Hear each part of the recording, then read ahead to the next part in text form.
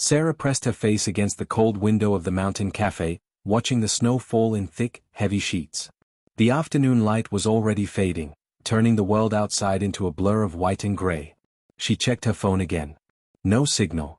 The screen showed 4:47 p.m., and her train was scheduled to depart at 5:15. Plenty of time, she had thought when she stepped off to grab coffee and stretch her legs during the 20-minute stop. The cafe was nearly empty except for an elderly woman behind the counter and a man hunched over a newspaper in the corner. Sarah had been traveling for 6 hours already, making her way from Denver to Seattle, and the monotony of the train journey had driven her outside despite the weather warnings. She needed air. She needed movement. She needed something other than the repetitive clacking of wheels on rails and the stale recycled air of the passenger car. She sipped her coffee slowly, savoring the bitter warmth. Through the window, she could barely see the train platform across the street. The station was small, just a covered platform with a single track cutting through the mountains. This was Whitefish Junction, population 347, a forgotten dot on the map that existed solely because trains needed somewhere to stop between major cities. A gust of wind rattled the cafe windows, and Sarah felt a prickle of unease. The snow was coming down harder now, almost horizontal in the wind. She glanced at her phone again. 5:02 p.m. Time to head back. She drained the last of her coffee, left a few bills on the counter, and pushed through the door into the brutal cold. The wind hit her like a physical force, stealing her breath. She had underestimated the storm. What had seemed like ordinary snowfall from inside the warm cafe was actually a blizzard in full fury. She pulled her thin jacket tighter, cursing herself for packing her heavy coat in her checked luggage. The platform was only 100 yards away, but the snow was so thick she could barely see it. Sarah trudged forward, her sneakers already soaking through. The cold bit at her exposed skin, and her ears burned. She should have worn a hat. She should have stayed on the train. She should have done a lot of things differently. The wind howled around her, and for a moment, she felt completely disoriented. Which way was the platform? She spun around, panic rising in her chest, then spotted the dim glow of the station lights through the white curtain of snow. She ran, slipping and sliding on the already icy sidewalk.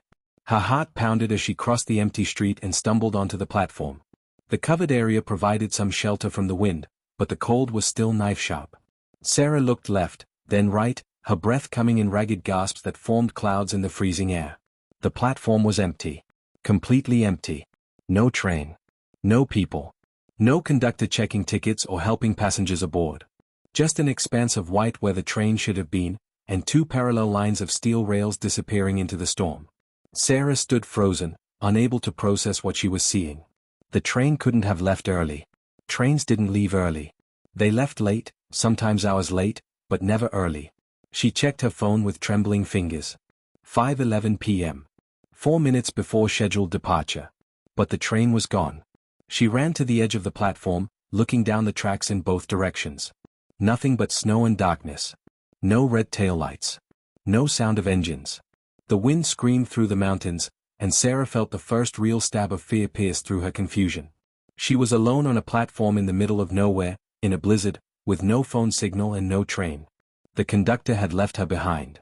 And winter was closing in fast.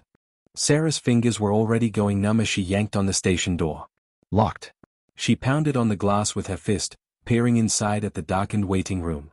A few wooden benches, a ticket counter with a metal grate pulled down, and a clock on the wall that read 5:14 p.m. She pounded again, harder this time, but the building was clearly closed. No one was coming. She pulled out her phone and tried to call 911, but the words "no service" mocked her from the screen. She tried again. And again. Nothing. The mountains blocked any signal, and the storm was probably making it worse.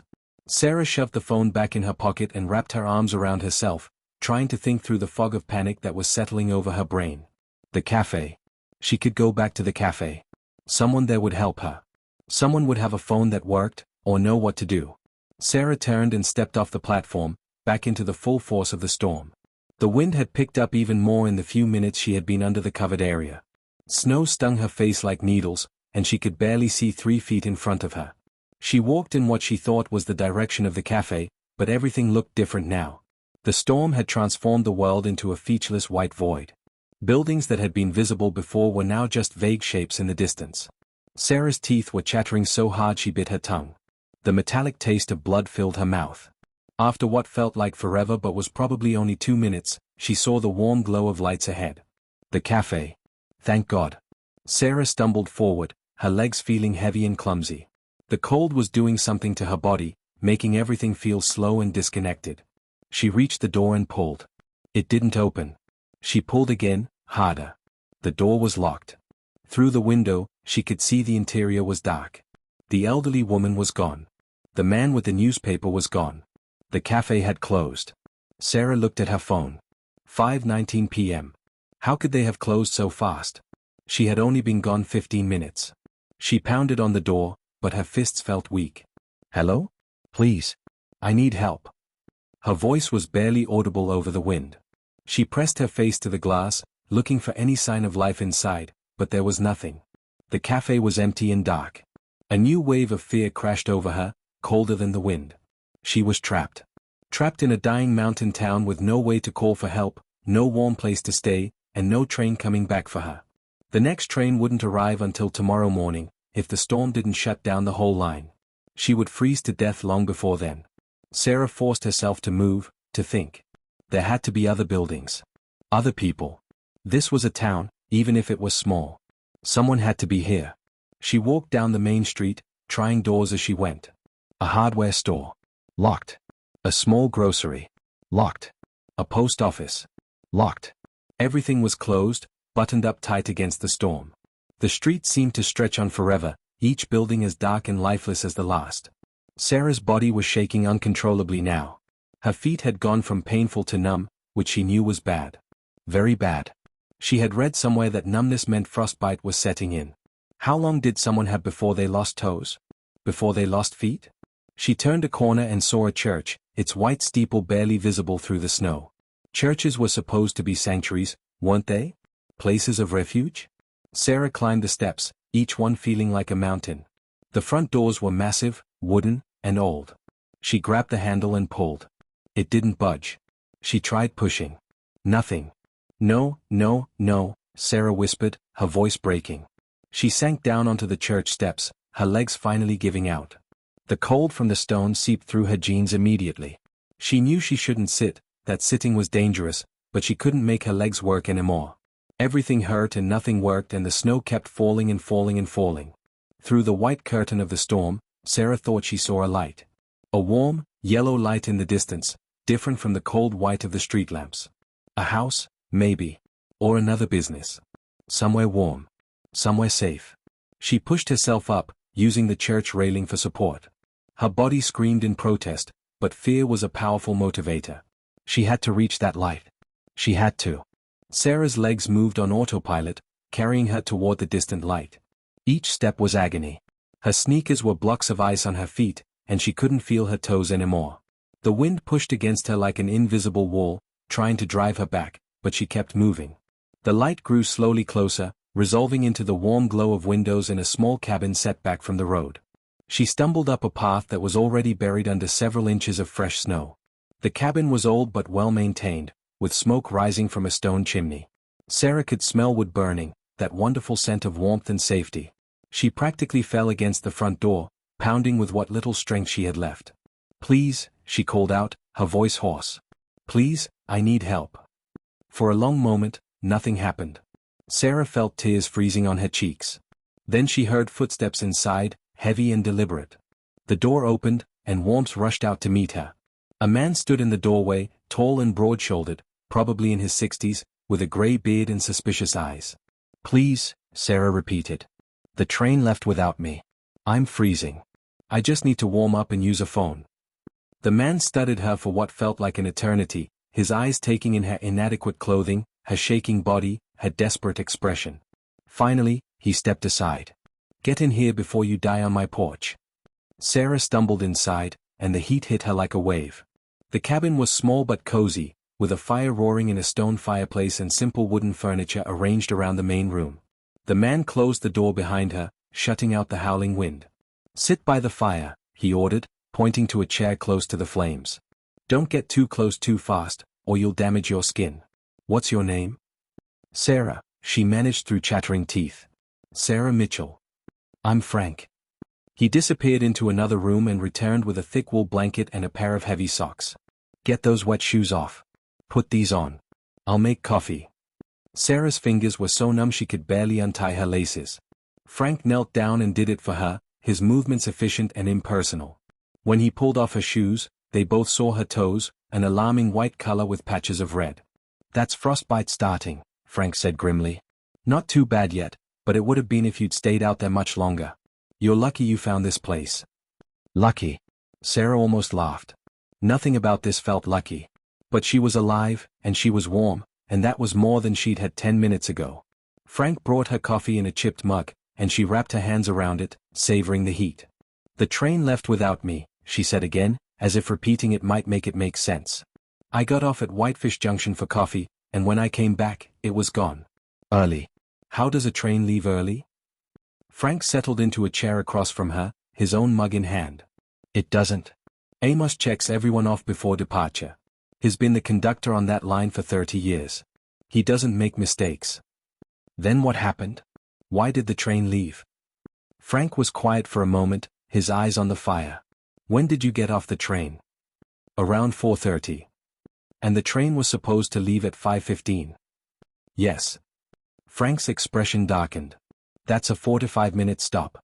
The Whitefish Junction stop is 20 minutes. Always has been. Sarah felt ice forming in her stomach that had nothing to do with the cold. What are you saying? I'm saying the train left on schedule. Your schedule was wrong. The words hit her like a physical blow. Sarah pulled out her phone with shaking hands and opened her ticket. The screen was cracked from when she'd fallen on the church steps, but she could still read it. Departure time, 4:45 p.m. Not 5:15. 4:45. No, Sarah whispered. No, I checked. I know I checked. But had she? She tried to remember looking at the ticket on the train, and the memory was fuzzy, uncertain. She had been tired, distracted. Had she misread it? Confused it with an earlier stop? So I missed my train, Sarah said slowly. Because I can't read a schedule.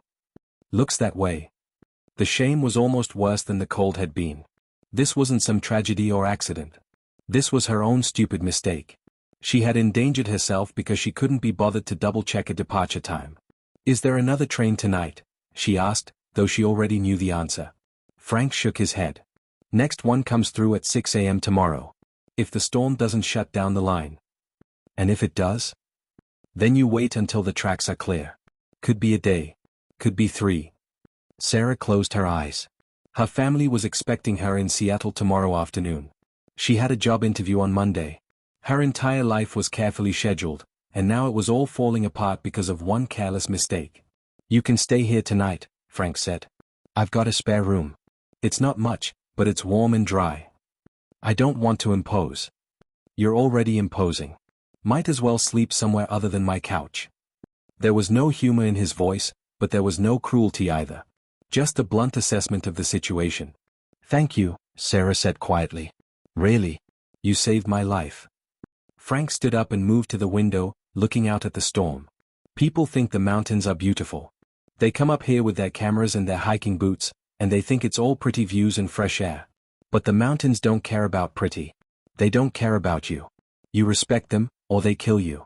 That's the only rule that matters. The spare room was barely bigger than a closet, with a narrow bed, a small dresser, and a window that rattled in the wind. Frank had given Sarah dry clothes, sweatpants and a flannel shirt that were several sizes too big, and another blanket. She sat on the edge of the bed, finally warm for the first time in hours, but unable to relax. Her phone still had no signal. She had tried every spot in the cabin, holding it up to windows and standing on chairs, but the mountains and the storm created an impenetrable barrier.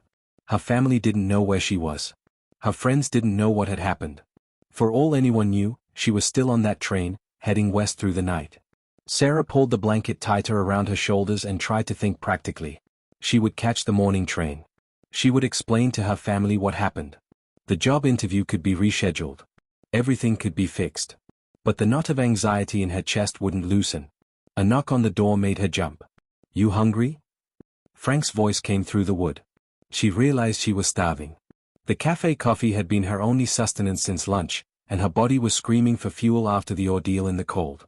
Yes, thank you. The main room smelled like onions and meat. Frank had made a simple stew, thick and hearty, and he ladled it into bowls without ceremony.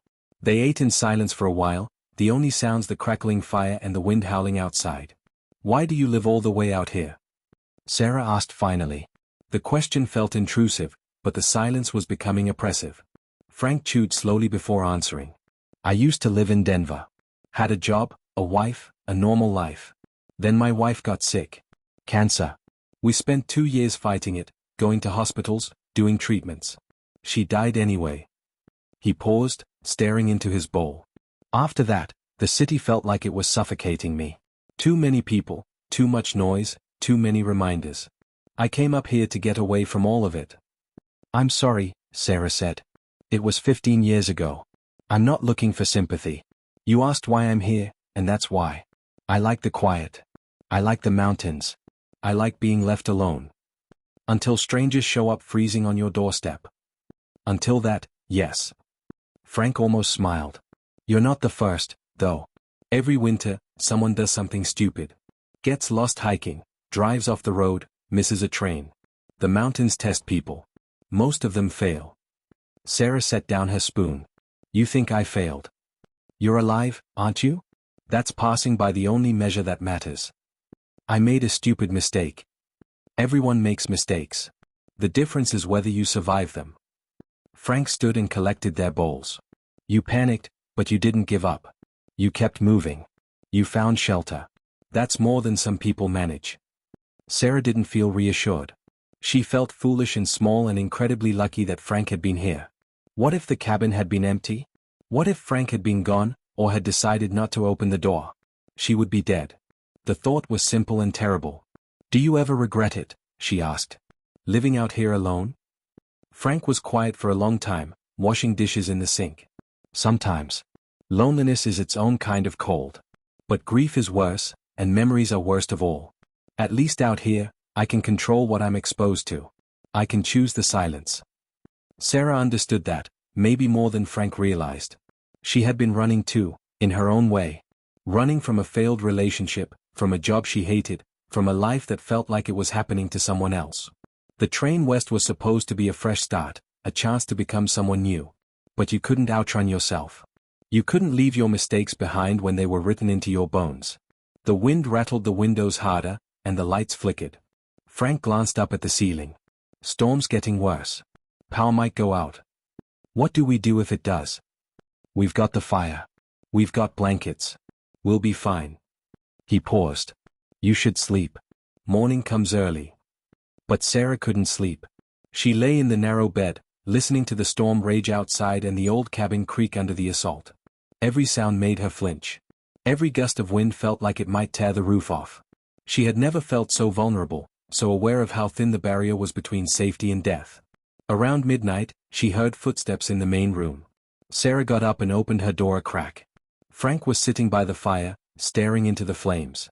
He looked older in the firelight, the lines on his face deeper, his shoulders slumped with invisible weight. Can't sleep either? He asked without turning around. Sarah came out and sat in the other chair. Too much adrenaline, I think. My body doesn't understand that I'm safe now. Safety's an illusion anyway. You're never really safe. You're just lucky, moment by moment, until your luck runs out. Frank poked at the fire with an iron rod. My wife used to say I was too morbid. She was right.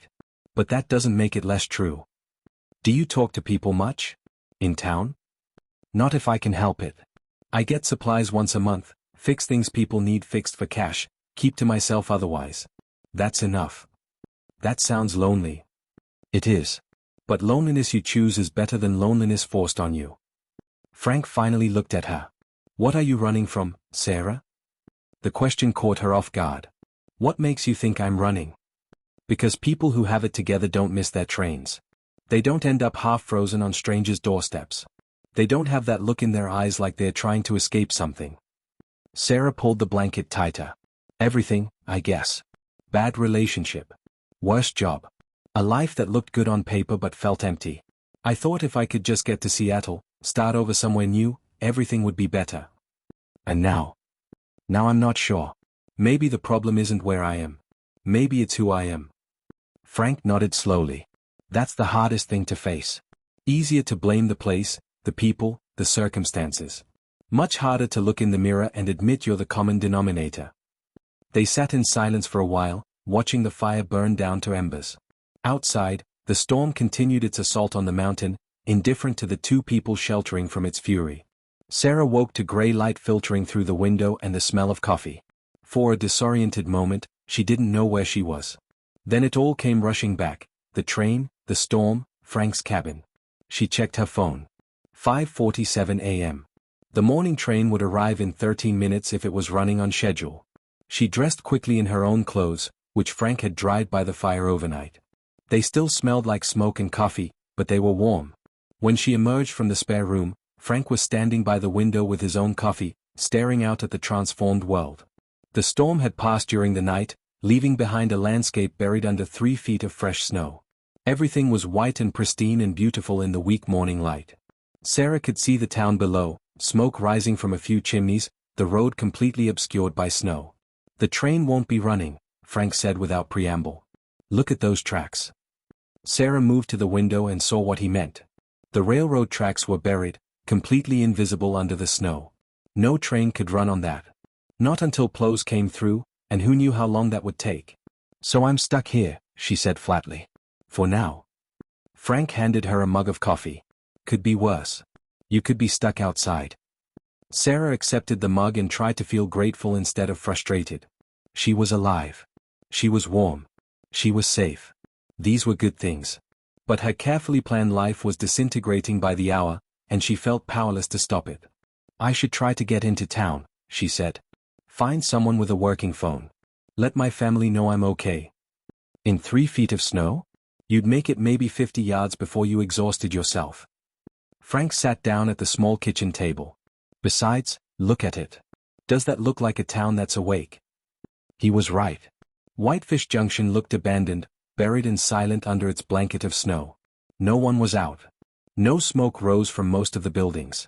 It was like a ghost town, frozen in time. Sarah felt tears prick her eyes. She had held it together through the cold, through the fear, through the long night. But now, faced with an indefinite wait in a stranger's cabin in the middle of nowhere, something inside her cracked. "Hey," Frank said gruffly. "None of that. Crying doesn't help anything."